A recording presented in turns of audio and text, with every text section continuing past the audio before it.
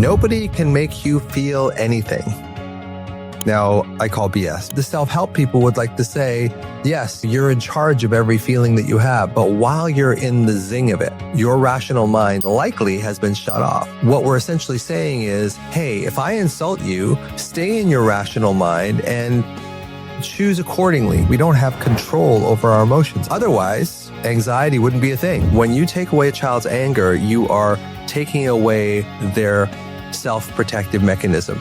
And if you take away their self-protective mechanism, you're going to come up with victim mentality. When someone tries to get a reaction out of you, and instead you go into your body and grounding, it can destabilize them because they're used to getting the fight back. We're going to bust myths all over the place today.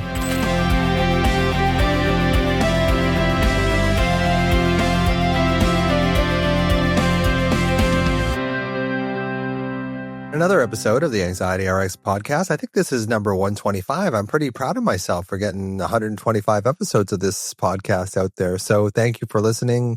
You've just started listening to me. I hope I can really help you understand and treat your anxiety in a much more effective manner. Today, I'm going to talk about a healing phrase that has been used many, many, many times over the years. And I used to be involved in a group where we'd use it all the time. And it is, nobody can make you feel anything. Now, I call BS because people can make you feel things.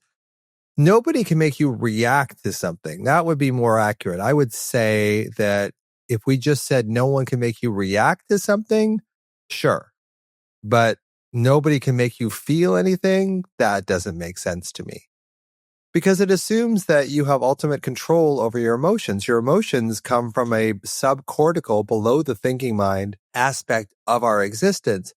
And if we can't control it with thoughts, we can't really control it. We don't have control over our emotions. And I'll give you a little story. So I once had a friend who was deathly afraid of snakes. And we went out for a walk and we came around the corner and there was this stick that was sticking out of the ground that looked just like a snake. So she immediately jumps back and I said to her, that stick can't make you feel anything. And it's like, no, I didn't say that. But that's basically what's happening. Of course she felt afraid. She's got a stick phobia or snake phobia. And if something that shows up like a snake, you don't have conscious control over that. You're not able to go, oh, I'm not going to react to that. Because there are two parallel pathways for fear in the human brain. There's more than that, but there's two main ones. One that's unconscious, which is the automatic reaction that we get when we see a spider or we see a snake. Before I'm able to think about it, our body jumps back. That's a natural evolutionary reaction, reflex to that situation. So it's like saying nobody can make that stick can't make you feel anything. Well, it sure can. If you have a snake phobia and that snake looks like a stick, it can make you feel afraid. Now, the conscious parallel, so the first one is the unconscious, the automatic. It happens below the level of the thinking mind. We see something, we perceive it, and we think it could be scary, so we jump away from it. Now, we look at it, we go, oh, it's just a stick. Now, our conscious mind kind of goes, oh, okay, we can calm down now. It's just a stick. Now, if you have a snake phobia, you may not be able to calm down. This is the other thing about nobody can make you feel anything. If the feeling is very intense, it's almost impossible to stop, or it is impossible to stop that feeling. So it's understanding that there is two parallel processing circuits. So if that actually was a snake sticking out of the ground and my friend jumped back in fear, that would be appropriate. And also now when she looks at it and she sees it actually is a snake, that might even compound it even further. So those are the two pathways. The cognitive pathway, which will shut off if you see the snake is just a stick, and the cognitive pathway, which will reinforce the fear if the snake turns out to be a snake. So a lot of this stuff is reflexive. So this is why I have a hard time with people when they say, well, nobody can make you feel anything. Well, if I punch you in the balls, you're going to feel something. That's a bit of a joke, but then it's exaggeration for sure. But it's understanding that, yeah, other people make us feel things, especially if we are sensitive people. We can be very easily moved into an emotion and a feeling that we don't have absolute control over. It's like trying to control your dreams. You don't have absolute control over that. So it'd be like someone saying, well, nobody can say something to you and then you can just stop that from happening in a dream. You can't. My point is, and I know I'm going off here, my point is a lot of these feelings, emotions that we have aren't under volitional control. Although the self-help people would like to say, yes, you're in charge of every feeling that you have, which is, again, another questionable statement as well, because you're not in charge of it. You can choose how you're going to deal with it, but you're not in charge of it. It's going to affect you. You can choose how you react to it on some level. And even then, it's pretty difficult. My friend with the snake took a while to calm down. So it's understanding that a lot of our humanness is reflexive. It's automatic. It's emotional. And we can't blame ourselves for not being able to control that emotion. Now, we can control how we react to it. And even then, it's a bit of a gray area too, because if somebody goes after my kid or my dog, I'm going to have very little control over my reaction. I probably could do it depending on how intense the reaction was. But this whole sort of self-help thing that, you choose your emotions and, to me, it's a bunch of crap. It just doesn't work from a neuroscience perspective. It doesn't work from a humanistic perspective. It doesn't work from a biological perspective. So it's understanding that when people say, you have ultimate control over your emotions, that's not true. It's just not. And especially those of us who tend to be a little more volatile emotionally, we have even less control over it. We can practice, we can learn how to be in direction of our emotions, of where we go with our emotions. But as far as the emotions themselves, we don't have ultimate choice. Otherwise, anxiety wouldn't be a thing. We'd just decide, hey, I have ultimate control over my anxiety. Anxiety is kind of an alarm, is an emotion. I have control over this. I'm just going to say, I'm not going to have this. And how's that going for you? As Dr. Phil would say. So this is why it actually backfires when people say, you can control your emotions, because then the people with anxiety go, well, I can't. I grew up with this domineering father or this volatile mother or being bullied or being shamed or whatever. I don't have control over that situation because it's something that's deep in me. It's unresolved. And if somebody pokes that bear, it's going to come out. Now, can I control how I react about it? Probably, but maybe sometimes not. So let's kind of zoom in on what actually happens in your brain and body when someone confronts you. And say somebody says something bad about you or your child or your pet. You're going to get angry. You're going to get defensive. Maybe not. I'm putting emotions in your body. But chances are you're going to have some negative reaction to someone going after your child or your pet or you. So can you become aware of that? Can you become aware of that? Because once we become aware of it, we can allow ourselves to feel it. And then when we feel it a number of times, we can go, hey, I've had this feeling so many times before. It really doesn't affect my fortunes in the long term. I can actually allow this feeling to calm down. Now that takes practice. It's not something you automatically just get good at. I used to have quite a temper as a kid.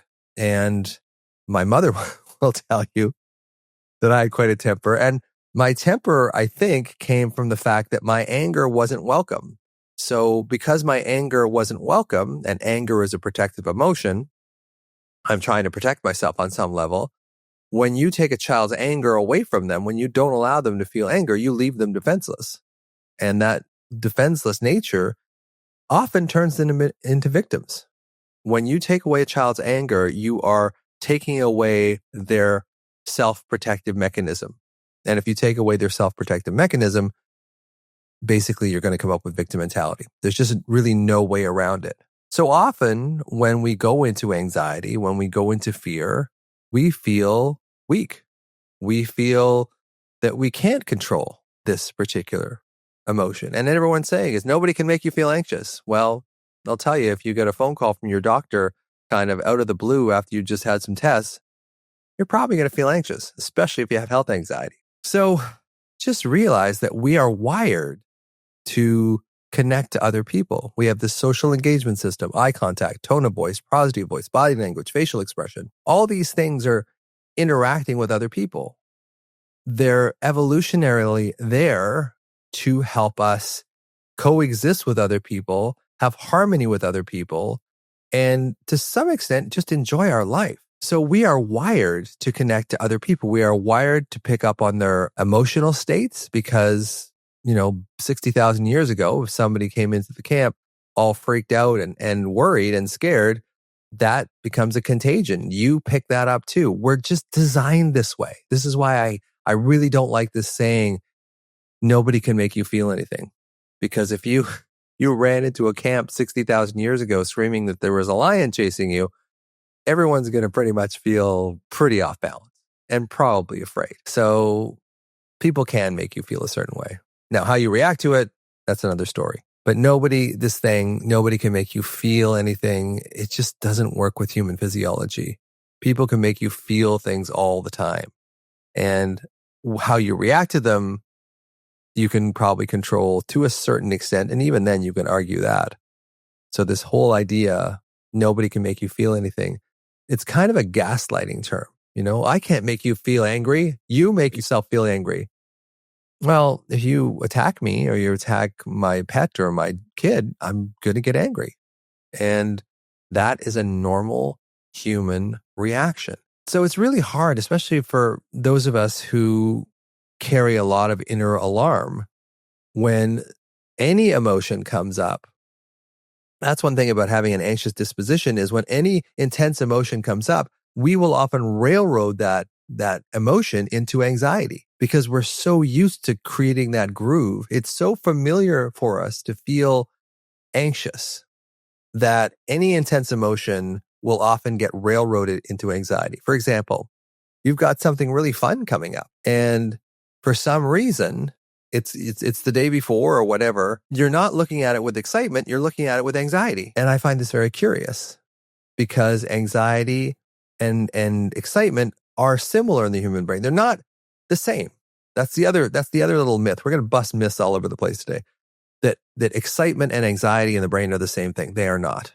There's all sorts of mediating influences in the brain that tell you this is anxiety and it's not excitement. But again, it's one of those little self-help thingies that people seem to enjoy, but don't really have a whole lot of reputability. So when people are exposed to someone who's angry at them or who makes them feel bad, there is this sense like, I'm the only responsible for my feelings. So obviously I'm making myself feel this way. And people who are anxious and alarmed have a whole default mode network in their brain set towards, I'm unworthy, I can't do this, this is too much for me. They already have that set in them already. So whenever you light them up, those old patterns are going to fire up again.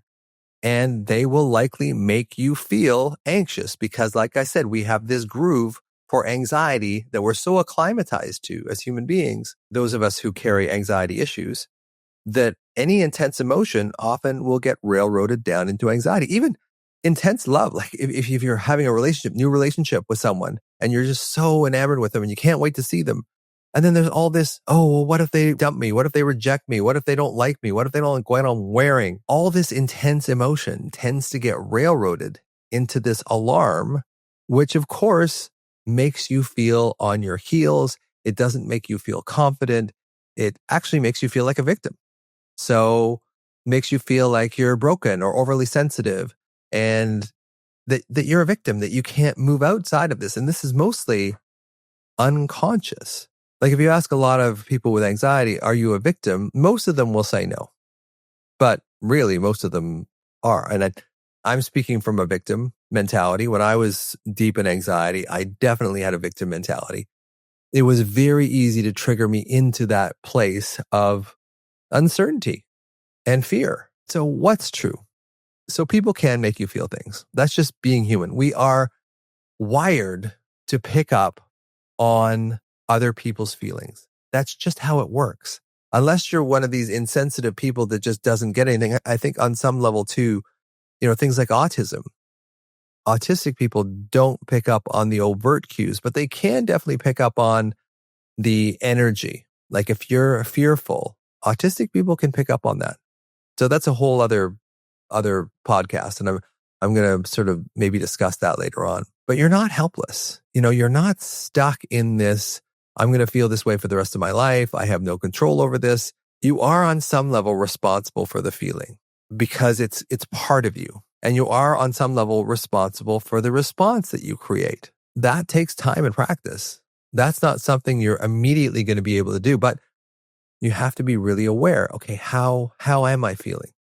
Take a beat, take a pause. You don't have to, if somebody is aggressive, unless they're attacking you, of course, or someone you love or something you love, you don't have to act immediately.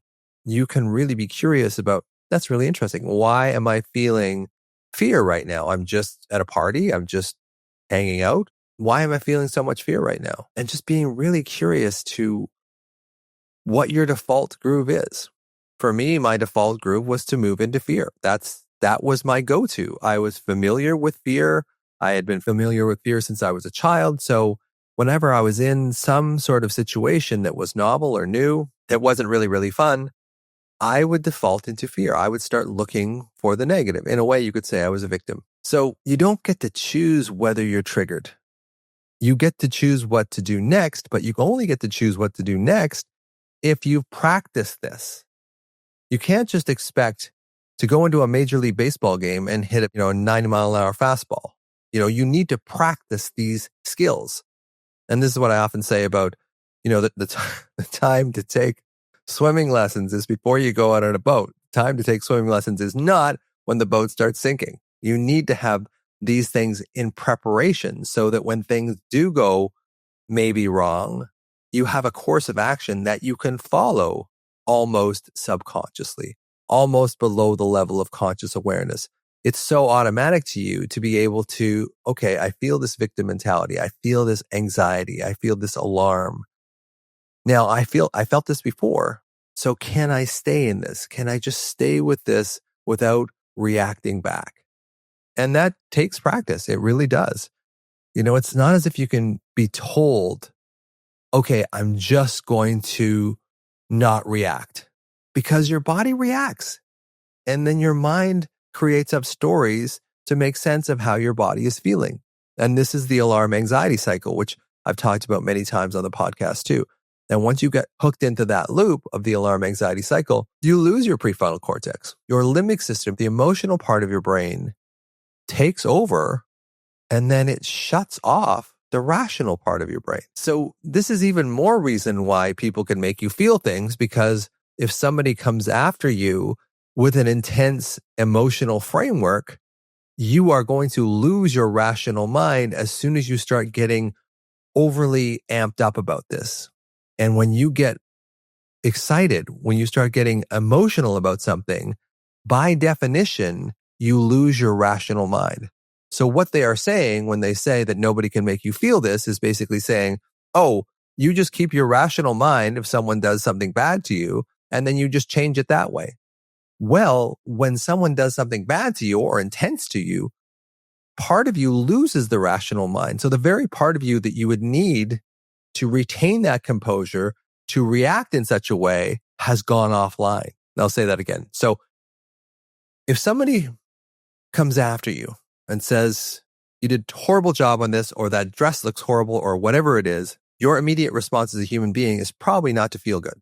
It's probably to feel off balance, worried, scared, whatever. When we get off balance, worried, and scared, we shut off the rational part of our brain in favor of our survival brain, because we perceive, especially those of us with anxiety, we perceive that we're under attack. And when you feel like you're under attack, you don't have a choice in that matter. Or maybe let me put it this way. You don't feel you have a choice in that matter. You do have a choice, but because your rational brain has been shut off, the rational brain is the part of you that says, hey, we could do two things here. We could do this or we could do that. Now that part of the brain is gone because you're so excited, because you're so worked up. Now you can bring yourself back in. And this is what I talk about all the time about being in your body, being grounded in your body. Once you get grounded in your body, then you have a much better chance of making that rational choice, because when you get grounded in your body, your rational prefrontal cortex comes back online and you can start to think again. But while you're in the zing of it, while you're in the intense of it, your rational mind likely has been shut off. And what we're essentially saying is, hey, if I insult you, stay in your rational mind and choose accordingly, respond accordingly. But you're out of your rational mind, especially if you're a sensitive person, which most people with anxiety are.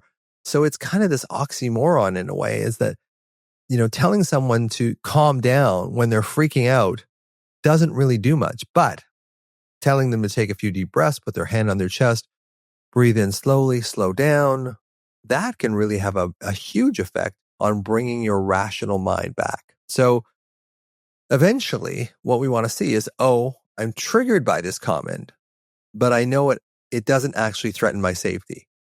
I can stay in my rational mind and choose another way of reacting. So nobody can make you feel anything, but with practice, you can learn how to react in such a way that you don't escalate the situation for yourself or the other person. So this healing, it's not about being triggered. We're all going to get triggered. It's going to happen thousands of times before we leave this earth. It's just not being handcuffed to the response, not being in a place where we don't have personal choice and we can't get away from it. That's really what I'm saying. It's really understanding that people can choose, but you have to practice. You have to practice these scenarios that someone's going to fire up your sympathetic nervous system, fire up your fight or flight nervous system, but you're still going to be able to stay in control. You're still going to be able to stay in your rational mind. And we do that by grounding ourselves in our body, doing a few rounds of the physiological sigh, relaxing your shoulders, relaxing your jaw, allowing your breath to dictate your attention. When you focus on your breath and you're not focusing on survival or what you're going to say next or how dare they say that or this always happens to me, all these things that are a lot of them mediated by the default mode network in your brain for many, many years, that you trained yourself to fall into this groove that you are unworthy. You can't handle this.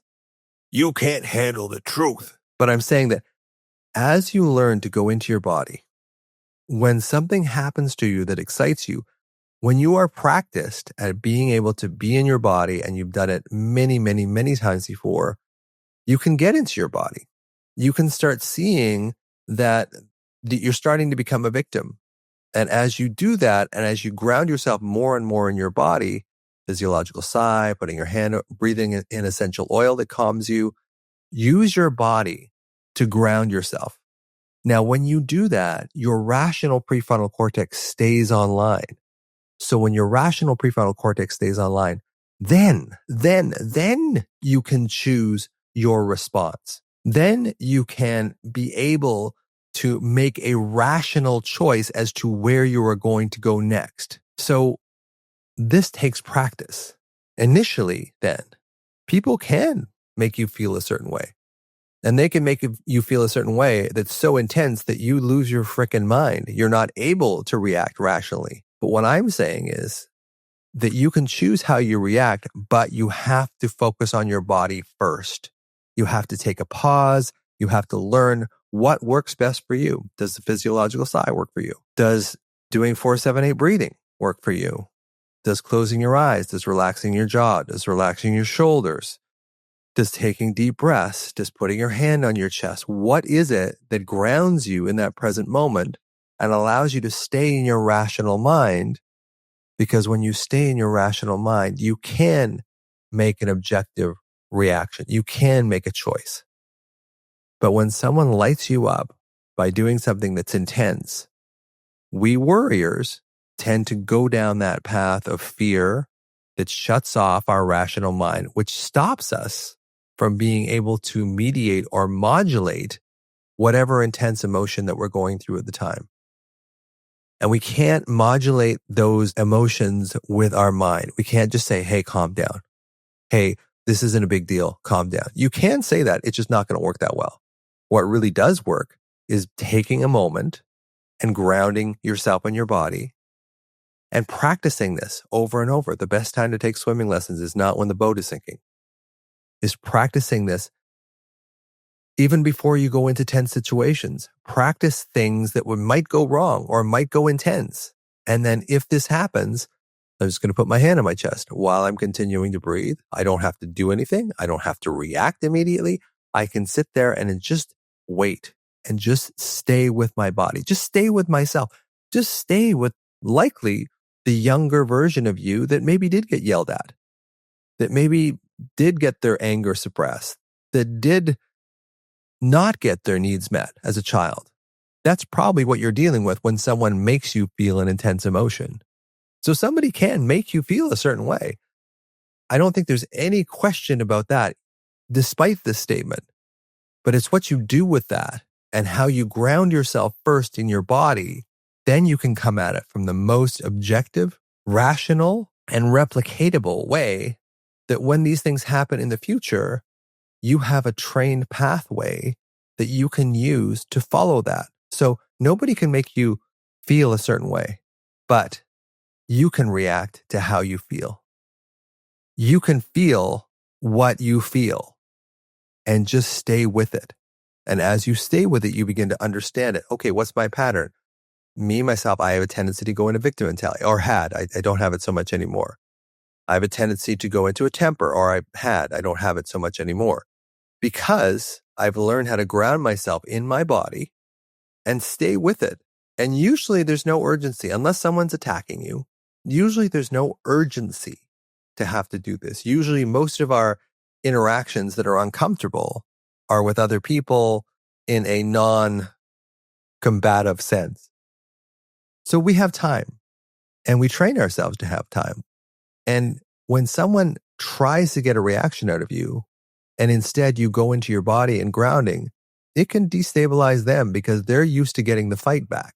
And especially if they know you as family, they get to know you. And if you train yourself to do it this way, where you allow yourself to feel the feeling, to just let it sit there with it, don't react to it, breathe into it, stay with it, put your hand over it, just realize that it's just an emotion, it's just a feeling, then you can choose your reaction. And also, you can't blame yourself if you fly off the handle.